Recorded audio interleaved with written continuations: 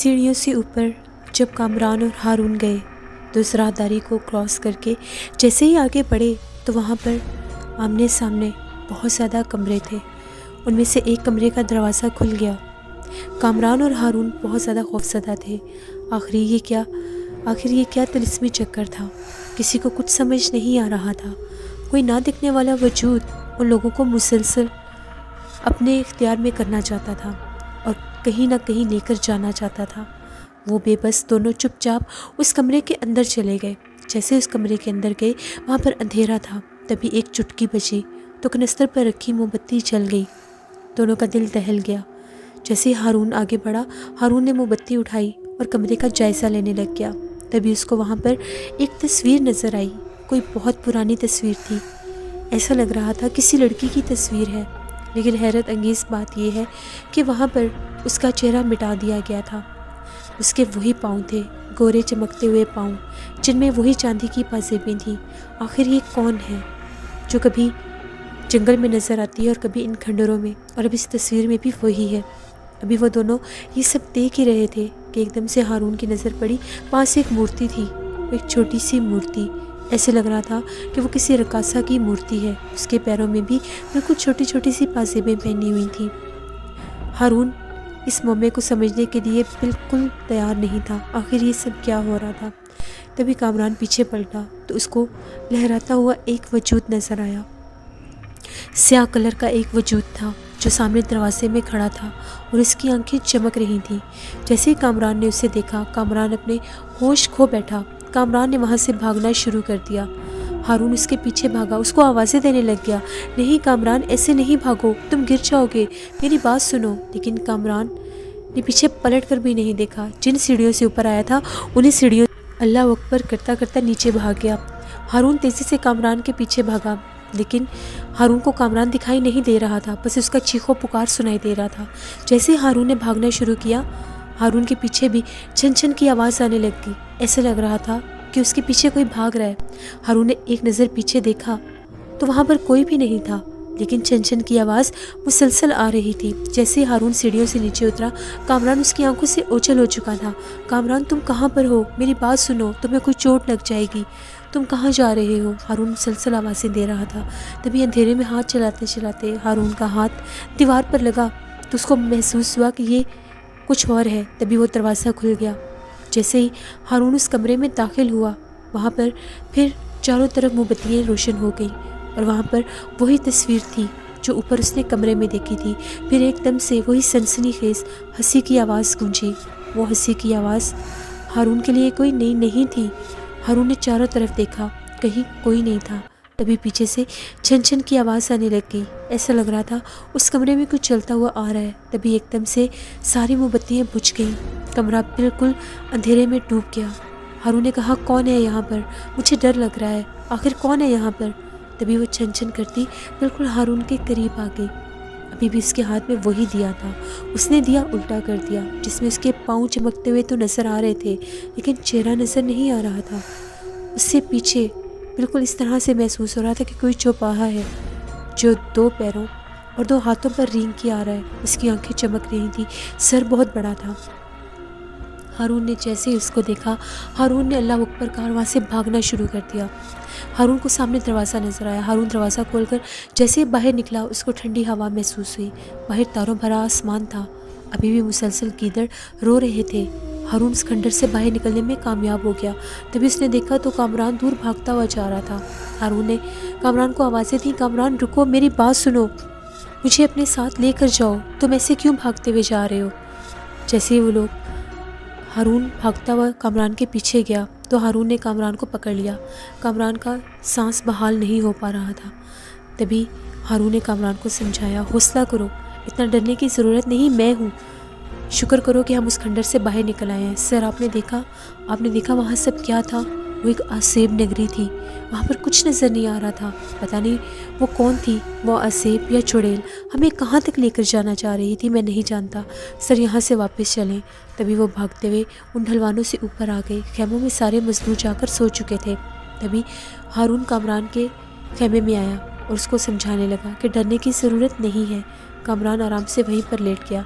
उसके सांस बहाल हुए तो उसने ये कहा, सर मैं बहुत हिम्मत वाला हूँ, मैं कभी भी नहीं ऐसे डर सकता था, लेकिन जो कुछ भी हो रहा था वो मेरी समझ से बाहर था। मैं इस हद तक खौफज़दा हो गया था कि कहीं हम इस खंडर में ही खो ना जाएं और यहाँ से बाहर ना निकल सकें। सर आप वहाँ पर इतने मुतमईन कैसे थे? हारून ने कहा, मैं मुतमईन नहीं था। अगर मैं भी तुम्हारी तरह डरने लग जाता तो भला तुम्हें हिम्मत कौन देता। मैं भी अंदर से डरा हुआ था, पता नहीं ये सब क्या था। तभी एकदम से दूर गिदड़ों के रोने की आवाज़ आने लगी। कामरान ने कहा, सर ये बहुत डरावनी आवाज़ें हैं, पता नहीं हम कहाँ पर आ गए हैं। आज ही यहाँ पर उस कब्र का मिलना, उसके ऊपर खुशबूदार बर्तन का जलना और अभी खंडर में जो कुछ हुआ, ये सब कुछ अजीब सा था। तभी हारून ने कहा, जो भी है अब आराम करो, अगर तुम्हें डर लग रहा है तो मैं तुम्हारे खेमे में तुम्हारे पास ही सो जाता हूँ। कामरान ने कहा, नहीं सर अब डरने की बात नहीं, अब हम उस खंडर से बाहर निकल आए हैं, अब मुझे डर नहीं लग रहा, आप अपने खेमे में जाकर सो जाएं। तभी हारून अपने खेमे में आ गया। जैसे हारून अपने खेमे में आकर लेटा, हारून ने अपने जहन में सारे मंजर दोहराए। आखिर ये कौन है जो इस तरह से पहले मुझे रास्ते में नज़र आई और फिर उन खंडरों में नज़र आई? क्या ये वहाँ की रहने वाली है? पता नहीं ये भटकती आत्मा आखिर कौन है और क्या चाहती है। ऐसा लगता है कि ये मेरे से कोई बात करना चाहती है, भला ये मुझसे क्या कहना चाहती होगी। और फिर इसने अपना आप कामरान को भी जाहिर किया, कहीं हम लोगों ने यहाँ पर आकर गलती तो नहीं की। हारून ये सारे ख्यालात सोचते सोचते सो गया। सुबह जब हारून की आंख खुली तो बाहर मज़दूरों का शोर था। हारून ने बाहर निकल कर देखा तो मज़दूर नाश्ता वगैरह बनाने में मसरूफ़ थे। तभी हारून को कामरान का ख्याल आया, जो अभी तक अपने खेमे से बाहर नहीं निकला था। हारून बहुत परेशान हो गया, कहीं कामरान की तबीयत ख़राब ना होगी हो। जैसे ही हारून कामरान के खेमे में गया तो ये बात सच थी, कामरान को बहुत सब बुखार था, उसकी आंखें सुर्ख हो गई थी। तभी हारून ने कामरान को मजाक बनाते हुए कहा, क्या हुआ, इश्क का भूत उतर गया? मुझे तो लगता है उस भूत ने तुम्हें बुखार चढ़ा दिया। नहीं सर, कैसी बातें करते हैं, जो कुछ भी रात को हुआ वो किसी दिल दहला देने वाले ख्वाब से कम नहीं था। मैं तो एक बार डर ही गया था कि शायद ये ज़िंदगी की आखिरी रात होगी। आप जानते हैं ना वो सब कितना पुरसरार था। अच्छा छोड़ो इन बातों को, आओ बाहर, नाश्ता बन रहा है। जी सर मैं अभी आता हूँ। बल्कि तुम ऐसा करो, नाश्ता करके कोई मेडिसिन ले लो, तुम्हारी तबीयत ठीक हो जाएगी।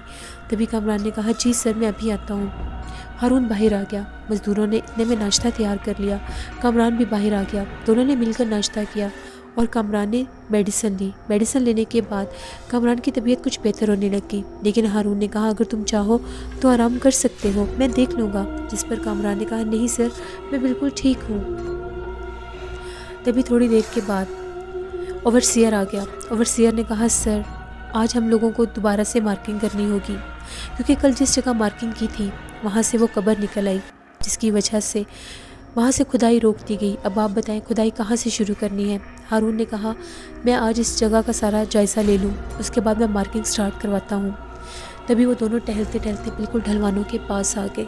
ढलवानों के ऊपर से पुराने सहायपुर के खंडर नज़र आ रहे थे। कामरान और हारून एक दूसरे की तरफ देख रहे थे। सर रात को हम यहाँ पर गए थे, कितनी पुरसरार और डरावनी रात थी। सर आखिर वो कौन है जो सारी रात भटकती है, कभी इन जंगलों में तो कभी इन खंडरों में? हारून ने कहा, मैं तुम्हें बताने ही वाला था कि मेरे साथ रास्ते में क्या हुआ, लेकिन उसी वक्त तुम्हें खंडर में वो लहराती हुई नज़र आ गई। रास्ते में मेरे साथ भी बहुत बुरा हुआ। जब मैं यहाँ से जा रहा था तो मुझे सड़क पर एक लड़की भागती हुई नज़र आई। मेरी हैरत की कोई हद नहीं थी, उसके पैरों में वही पाजेबें थी जो हमने वहाँ पर खंडर में तस्वीर में देखी। मैं नहीं जानता वो कौन है। तभी वो पाजेब मैं घर ले गया, फिर वो घर तक आया कोई और उसने वहाँ से वो पाजेब भी ले ली। पता नहीं इन सिलसिलों का क्या ताल्लुक़ है, मैं नहीं जानता। सच पूछो तो मेरी अपनी ज़िंदगी भी बहुत अजीब है। मैं पैदा कहीं और हुआ, मेरी परवरिश कहीं और हुई। मेरे चचा और चची मुझे बहुत चाहते थे, उनका एक बेटा और बेटी थे, उनसे ज़्यादा मुझे मोहब्बत करते थे।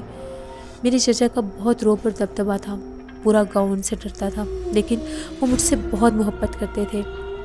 जब मेरी पढ़ाई आला स्कूल में की गई तो मेरा कज़न जो था अनायत, वो मेरे से बहुत ज़्यादा चलता था। फिर एक वक्त आया, मैं बड़ा हो गया, चचा चल बसे थे। अभी मैंने आगे अपनी मज़ीद पढ़ाई शुरू करनी थी तो चची की भी तबीयत ख़राब रहने लगी। चची ने मुझे बुलाया और कहा, बेटा तुम्हारी एक अमानत हमारे पास है, वो सामने वाले संदूक में से एक चीज़ निकाल कर लाओ। जब मैंने संदूक को खोल कर देखा तो उसमें एक लकड़ी का बॉक्स था चची ने कहा, ये बॉक्स तुमने तब खोलना जब तुम 25 साल के हो जाओगे, उससे पहले नहीं खोलना, ये बहुत ज़रूरी है। मैं नहीं जानती मेरे पास कितना वक्त है, लेकिन ये तुम्हारी अमानत है। मैंने चची को यकीन दिलाया कि मैं तभी खोलूँगा जब मेरी उम्र 25 साल होगी। मैं जानता था कि मेरा कज़न अनायत ये बातें सुन रहा होगा, तभी उसने वही किया। वो उस बॉक्स को लेकर चला गया और एक ख़त छोड़ गया कि आप लोगों ने आज तक मुझे मेरा हक़ नहीं दिया, मेरे हक़ का प्यार भी आप लोगों ने हारून को दिया, इसलिए मैं हमेशा ही एहसास कमतरी में रहा। अगर इस बॉक्स में मेरी ज़रूरी कोई चीज़ हुई तो मैं ले लूँगा, वरना इसको ज़ाया कर दूँगा। पता नहीं इसमें क्या था क्या नहीं। उसके बाद मैं पढ़ने के सिलसिले में लाहौर चला गया। वहाँ पर मेरी मुलाकात अफशा के वालिद साहब से हुई। उन्होंने मुझे पसंद कर लिया।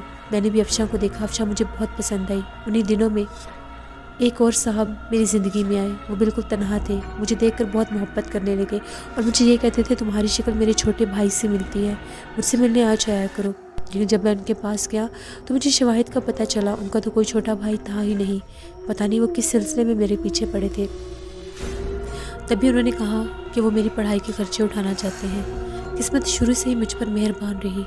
उन्होंने मेरी पढ़ाई के सारे खर्चे उठा लिए। मैं इंजीनियर बनने लग गया। फिर एक दफ़ा उन्होंने कहा कि यूरोप से उनकी भतीजी आ रही है और मुझे उससे शादी करनी होगी। लेकिन जब वो आई मुझे वो बिल्कुल भी पसंद नहीं थी, क्योंकि मैं दिल ही दिल में अफशा को अपना सब कुछ मान चुका था। मैंने उसे साफ इनकार कर दिया कि मैं आपसे शादी नहीं कर सकता, जिस पर उसने मुझे धमकी दी और ये कहा कि तुम एक दिन पछताओगे। तुम्हारा एक कर्ज मैं ज़रूर पूरा करूँगी, याद रखना। मैं नहीं जानता कि वो कौन थी और मुझसे क्या चाहती थी। मेरी शादी के बाद भी 1-2 दफ़ा उसने मुझे ढूंढ कर मेरे से मुलाकात की, लेकिन उसके बाद दोबारा कभी नहीं मिली। मेरी ज़िंदगी में शुरू से ही पुरस्कार वाक़यात होते आ रहे हैं। तभी कामरान ने कहा, सर ये बात तो आपकी ठीक है, आपकी पूरी ज़िंदगी पुरस्कार तौर पर थी, लेकिन सर यहाँ पुराने सहायपुर में आकर कहीं हमने गलती तो नहीं की। मुझे लगता है जो घर आज से 80-90 साल पहले ख़त्म हो गए थे, जिनके नीचे आकर हज़ारों की तादाद पर इंसान भी कुचले गए थे, कहीं उनकी रूहें न भटकती हो यहाँ पर। कुछ भी कहा जा सकता है। अब हम यहाँ पर खुदाई करेंगे, बहुत ज़्यादा देखभाल कर। हम नहीं जानते, शायद किसी ढलवान में से फिर कोई कब्र निकल आए।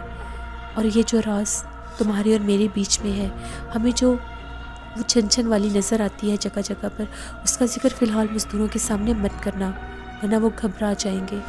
तभी कामरान ने कहा, जी सर मैं जानता हूँ। और सुनो, इस कब्र के बारे में अब क्या राय है मज़दूरों की? सर वो तो इसको बहुत ज़्यादा अकीदत दे रहे हैं। जब से उनको ये एहसास हुआ है कि ये किसी बुज़ुर्ग की कब्र है, सारे वहाँ पर अकीदतन जाते हैं, उसकी सफाई करते हैं, उसका ख्याल रखते हैं। चलो ये तो अच्छी बात है कि इनके दिल से खौफ निकला है। सर वैसे कितनी हैरत की बात है, पता नहीं कितने साल पुरानी ये कब्र थी। जब ये खुदाई में निकली तो इस पर ये बर्तन किसने रखा होगा, जिसमें बाकायदा वो आग जल रही थी। कुछ समझ नहीं आ रही। तभी ओवरसियर आया और आकर ये कहने लगा, सर चिराग अली आपसे कोई बात करना चाहता है। चिराग अली वहाँ पर एक ट्रक ड्राइवर था, शायद उसने रात में कुछ देखा था। तभी ओवरसियर को कहा गया, ठीक है बुलाओ चिराग अली ने क्या देखा है। जैसे चिराग अली आया वो बहुत घबराया हुआ था। चिराग अली ने कहा, सर मैं रात को देखने के लिए उठा था कि ट्रक जहाँ पर मैंने खड़े किए हैं वहाँ पर मुझे कुछ सामान चाहिए था। जैसे ही मैं सामान लेकर ट्रक से वापस अपने खैमे की तरफ आने लगा तो मुझे ऐसा महसूस हुआ जैसे इस कब्र के पास कोई मौजूद है। सर मेरा यकीन कीजिए, मैंने एक सफ़ेद लिबास में किसी बुज़ुर्ग को देखा। उनकी सफ़ेद दाढ़ी थी, सर के ऊपर सफ़ेद पगड़ी थी, उनकी आंखें चमक रही थीं। मैंने बाकायदा उनको इस कब्र के पास खड़े देखा और देखते ही देखते मुझे ऐसा महसूस हुआ कि वो इस कब्र के अंदर उतर गए थे। सर ये किसी बहुत जाने माने बुज़ुर्ग की कब्र लगती है मुझे। तभी कामरान ने और हारून ने एक दूसरे के मुंह की तरफ देखा। चिराग अली को ये समझा दिया गया कि किसी के आगे इस बात का जिक्र मत करना। अगर मज़दूर एक दफ़ा डर के तो यहाँ पर काम नहीं करेंगे, बाकी मामलात हम लोग देखते रहेंगे। चिराग अली ने कहा, जी सर ठीक है। ओवरसियर भी चला गया। इसी तरह से कुछ हिस्से की मार्किंग दिन के टाइम कर दी गई। शाम होते ही शाम ने आज एक नई करवट ली। जितने भी मज़दूर थे वहाँ पर अपने पतीले और अपने सारे औजार लेकर वहाँ पर बैठ गए। जिन पतीलों में जिन बर्तनों में वो खाते पकाते थे उनको भी लेकर चले गए। वहाँ पर उनको बचाकर कवालियाँ गाने लग गए। उस कब्र के आसपास वहाँ पर उन लोगों ने कुछ चिराग भी रोशन किए और वहाँ पर बैठकर वो कवालियाँ गाने लग गए। कामरान भी उनके साथ चला गया। हारून जब बाहर निकला, हारून ने ये मंज़र देखा, उसको काफ़ी ये मंज़र अच्छा लगा। तभी हारून को एकदम से ख्याल आया कि मुझे अफशा और अशर से बात करनी होगी। तभी हारून ने फ़ोन निकाला। जैसे ही हारून ने फ़ोन मिलाया, अफशा ने फ़ोन उठा लिया। हारून ने अफशा का हाल चाल पूछा, अशर का हाल चाल पूछा, सब खैरियत थी। फिर हारून ने पूछा, रशीदा ठीक है? जिस पर अफशा ने बताया, नहीं, वो हर वक्त डरी सहमी रहती है। उसको हर वक्त यही डर लगता है कि कहीं दोबारा से वो मखलूक नमूदार ना हो जाए। देखो अफशा, उसको समझाओ ऐसा वैसा कुछ भी नहीं है। अगर वो यूं ही डरती रही तो वहाँ पर उसका रहना मुश्किल हो जाएगा। और बताओ, कोई नई ताज़ी बात है? जिस पर अफशा ने कहा, नहीं, सब ठीक है, आप अपना ख्याल रखें। अब अशर बिल्कुल ठीक है। तभी हारून ने कहा, ठीक है, अल्लाह हाफिज़। जैसे हारून ने फ़ोन बंद किया, हारून ना चाहते हुए भी उन ढलवानों की तरफ चला गया जिसके नीचे पुराने सहायपुर के खंडरात थे। तभी हारून ने देखा वहाँ पर बहुत रोशनी थी और ऐसे महसूस हो रहा था काफ़ी ज़्यादा लोग चल फिर रहे हैं। हारून को बड़ी हैरानगी हुई। कल तक ये खंडर तारीकी में गुम था जहाँ पर गीदड़ उड़ रहे थे। आज वहाँ पर इतने सारे लोग क्यों जमा हैं? मुझे चलकर देखना चाहिए। तभी हारून कामरान को बताए बिना नीचे उतर गया। जैसे ही ढलवान उतरकर पुराने सहायपुर के खंडरात में आया तो आगे का मंजर बहुत ही अजीब था। वहाँ पर 40 से 50 चारपाइयाँ बिछी हुई थीं और उन पर बहुत से मर्द और ख़वातीन बैठे हुए थे। एक चारपाई ऐसी थी जिसके ऊपर कोई सरदार बैठा हुआ था, जिसने सर के ऊपर एक पगड़ी बांधी हुई थी और वहाँ पर हुक्के सुलगाए जा रहे थे। एक तरफ शमशान घाट का हिस्सा बनाया गया था जहाँ पर किसी चिता को जलाने के लिए लकड़ियाँ जमा की जा रही थीं। वहाँ पर एक मैयत रखी हुई थी। ये सब क्या था?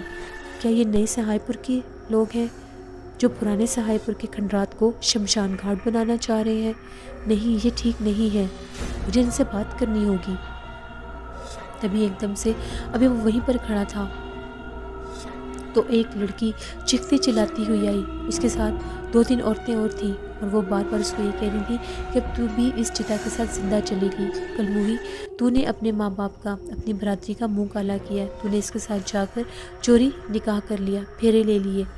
तभी उसने कहा, नहीं, मैंने कोई फेरे नहीं लिए, मैंने इसके साथ शादी नहीं की, मुझे छोड़ दो, भगवान की सौगंध, मुझे छोड़ दो।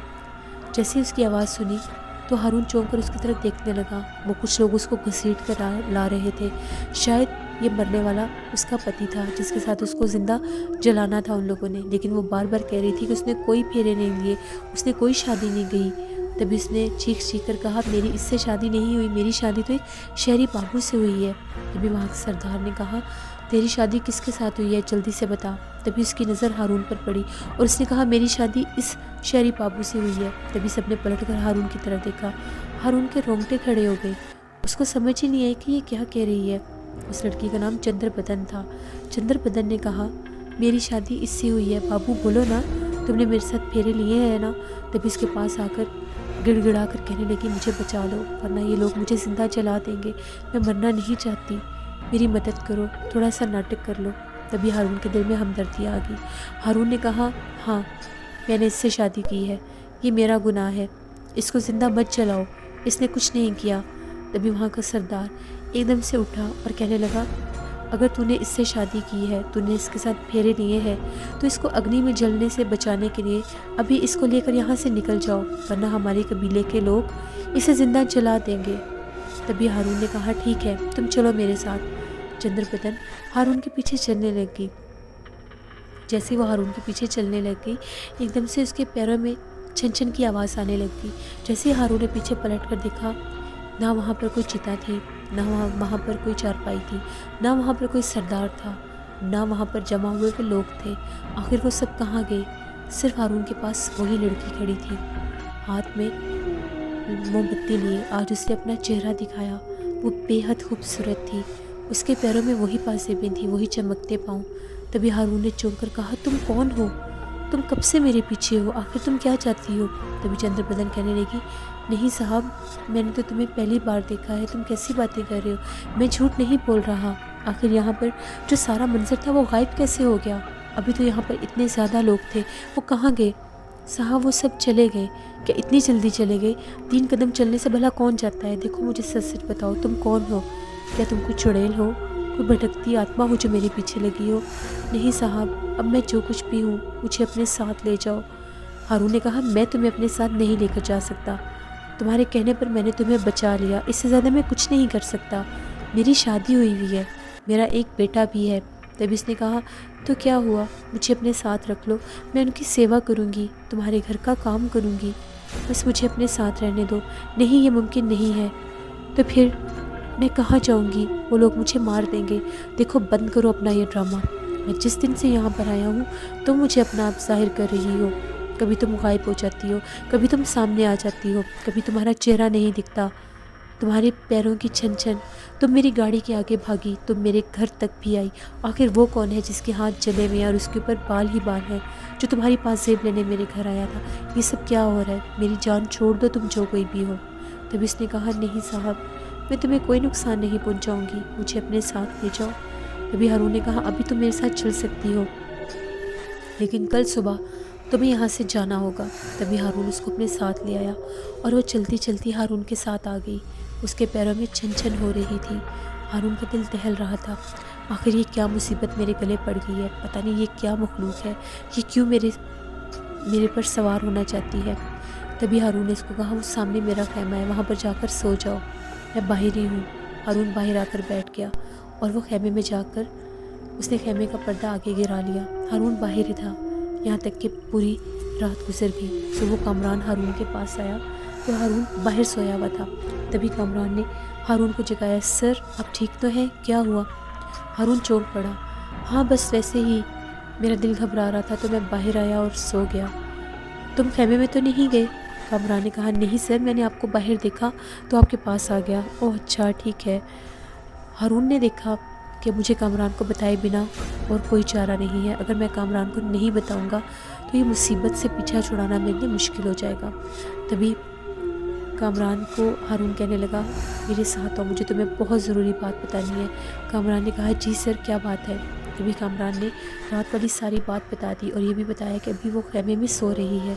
तभी कामरान ने हारून से कहा, सर जितनी जल्दी हो सकता है मज़दूरों के जागने से पहले हमें उसे यहाँ से निकालना होगा। आखिर वो जो कोई भी है, चाहे कोई भी मखलूक है, इस वक्त वो इंसानी रूप में है। अगर उसको मज़दूरों ने देख लिया तो कोई भी बात बन सकती है, हमारी इज्जत का सवाल है। हारून ने कामरान से कहा, ठीक है, इसको शहर ले जाओ। जी सर, आपके लिए मेरी जान भी हाजिर है, मेरा घर हाजिर है, मेरे घर में कोई भी नहीं है, सिर्फ मेरे माँ बाप हैं, मैं उनको समझा दूँगा, इसको मैं अपने घर छोड़ आता हूँ। तभी कामरान और हारून खैमे की तरफ बढ़े कि वहाँ से जाकर उसको जगाएं और कामरान उसको शहर छोड़ाए। जैसे ही वो लोग अंदर दाखिल हुए, खैमे में कोई भी नहीं था, चंद्र बदन वहाँ से गायब हो चुकी थी। हारून और कामरान चौंक पड़े, सर वो तो नहीं है, आखिर कहाँ गई?